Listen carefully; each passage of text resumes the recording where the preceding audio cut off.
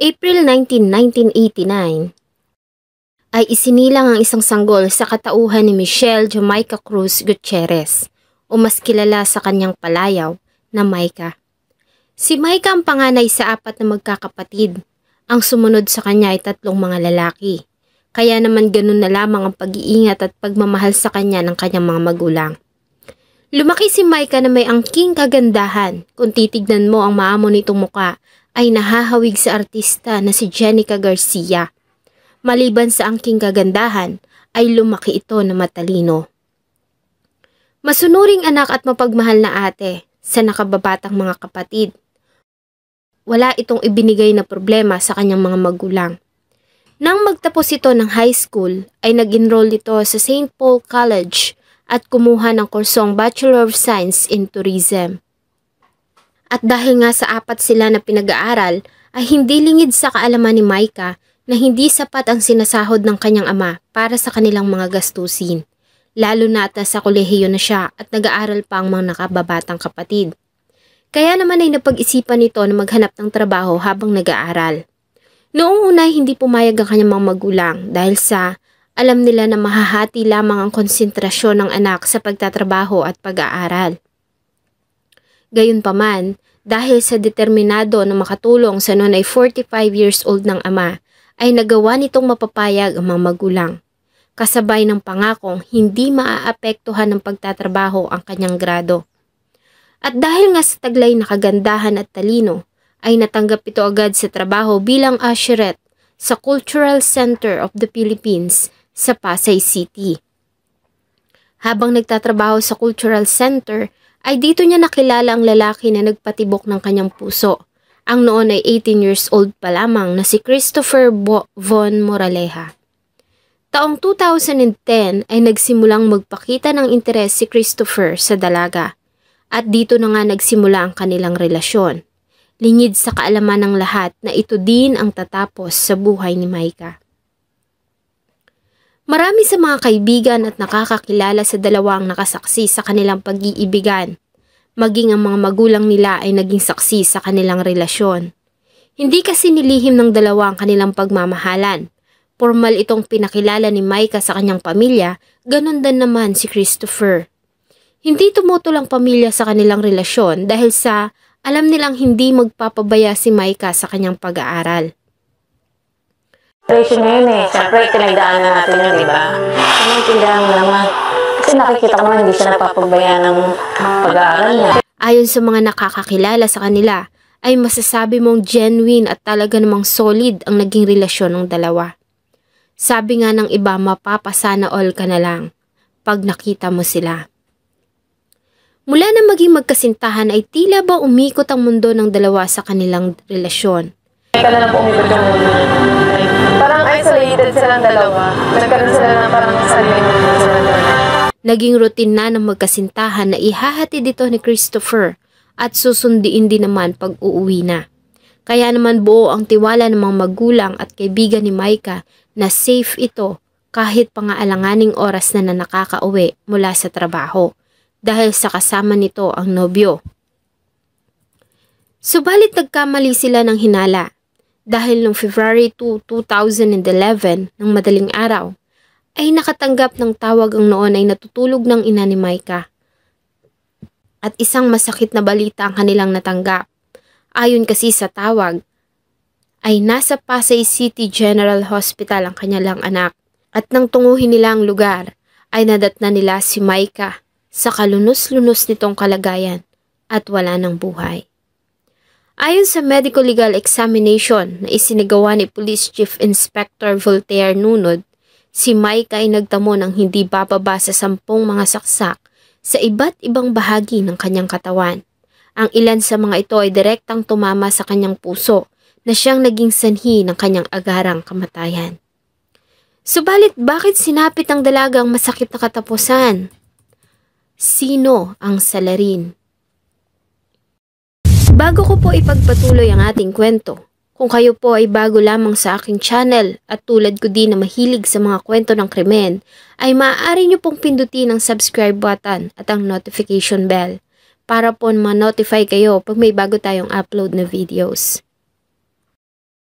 Ayon sa isinagawang investigasyon ng mga kapulisan ng Pasay noong February 1, 2011, araw ng Martes, tulad ng nakagawian, ay sinundo ni Christopher ang kanyang nobyang si Maika sa isang travel agency sa Makati kung saan ito nag-OJT. At nagtungo ang mga ito sa bahay ng nobyo sa 2434 Sarial Street, Zone 11, Barangay 95, Disina, Pasay City.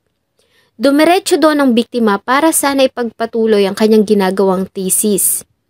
Maliban sa dalawa ay ang nakababatang kapatid lamang ni Christopher Moraleja ang nasa bahay. Dahil sa nasa barangay hall pa ang ama nito na isang barangay executive officer at nagkakaroon ng pagpupulong.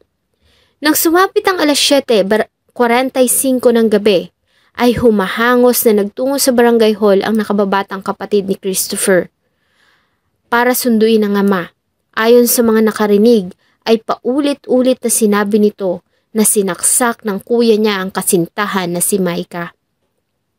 Agad na tinungo ng mga barangay officials ang bahay at dito nga ay nakita nila ang dugo ang katawan ni Maika. Sila din ang nagdala sa dalaga sa hospital kung saan ito diniklarang wala ng buhay. Sa kanilang panayam sa ama ni Christopher ay sinabi nito na ang anak niya ang sumaksak kay Maika. Subalit hindi niya umano alam kung saan ito nagpunta. Maliban dito, ayon sa mga kapitbahay ng mga suspect, ay narinig nila ang pagtatalo ng magkasintahan bago mangyari ang krimen.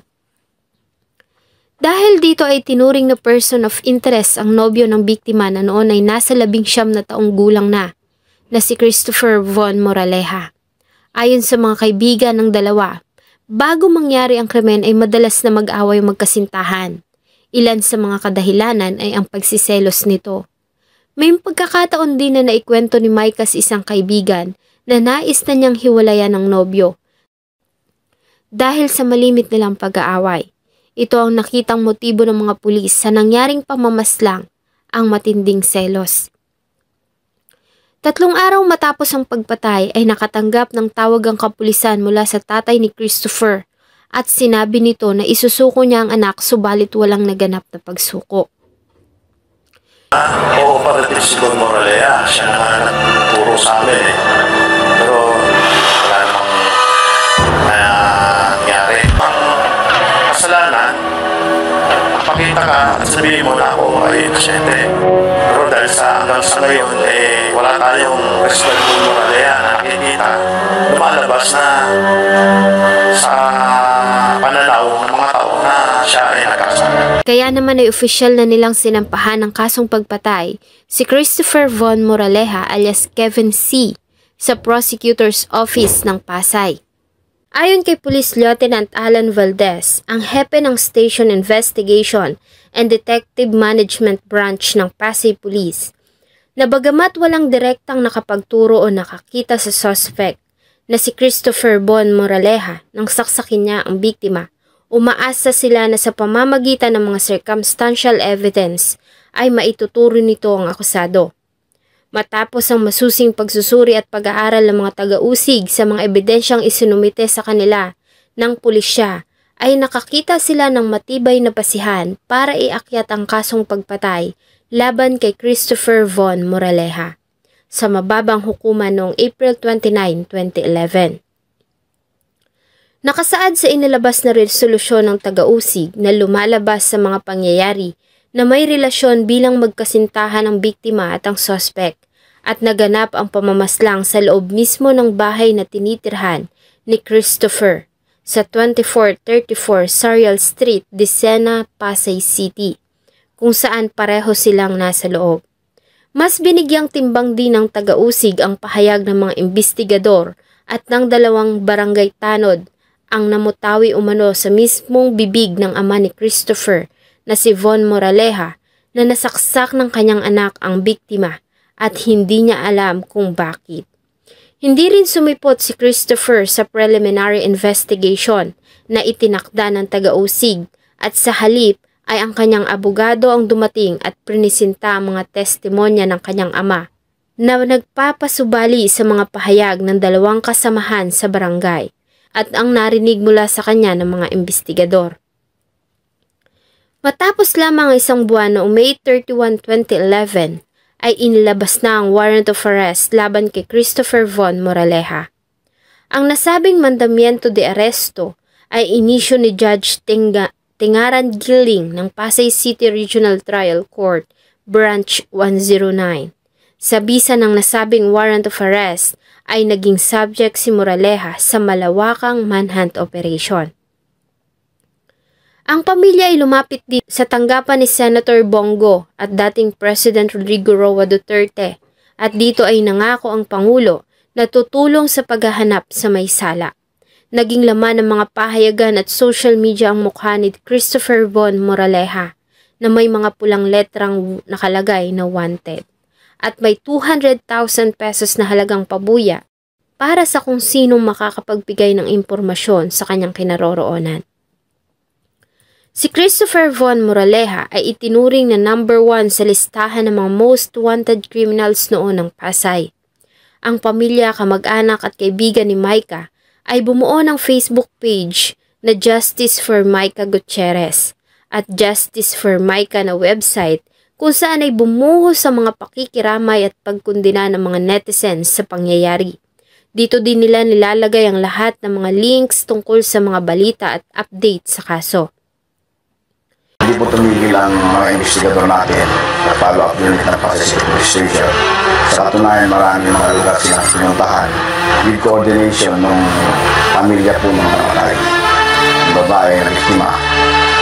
Subalit talagang mailap itong suspect.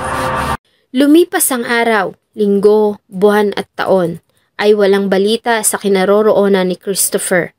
Sa loob ng 9 na taon ay naging mailap ang hustisya para sa pamilya hanggang noong January 6, 2020 nang makatanggap sila ng tawag mula sa Nagcarlan, Laguna kung saan ay mayroon umanong nakakita kay Christopher Von Moraleja.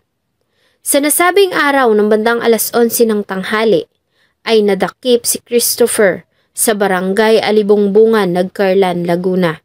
Siya ay inaresto ng pinagsamang elemento ng Warrant and Subpoena Section at Station Investigation Detection Management Section ng Pasay City kasama ang members ng Nagcarlan Municipal Police Station sa pangunguna ni Police Captain Elvin John M. Tio, Officer in Charge.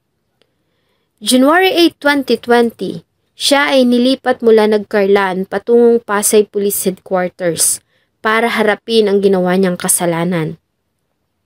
Sa pagkakadakip kay Christopher Von Moraleja ay nanatili itong walang imik at sinabing sa hukuman na lamang siya magsasalita. Sa ginawang arraignment ng kaso ay nag-plead ito ng guilty. Dahil dito, si Christopher Von Moraleja ay napatunayang nagkasala sa kasong pagpatay kay Michelle Jamaica Gutierrez at hinatulan ng pinakamataas na parusang habang buhay na pagkakakulong at hindi ito eligible for parole. Makalipas ang 9 na taon ay nakamit ng pamilya Gutierrez ang hustisya para kay Micah. Nagpasalamat ang pamilya sa lahat ng mga tumulong sa kanila para sa pagkakadakip sa may sala. Salamat po sa inyong patuloy na pagtangkilik ng atin pong mga videos. Huwag niyo pong kalimutang mag-iwan ng saloobin at suggestion sa atin pong comment section. Sana po ay samahan niyo po ako muli sa susunod pa nating mga episodes. Thank you so much po and see you in my next video.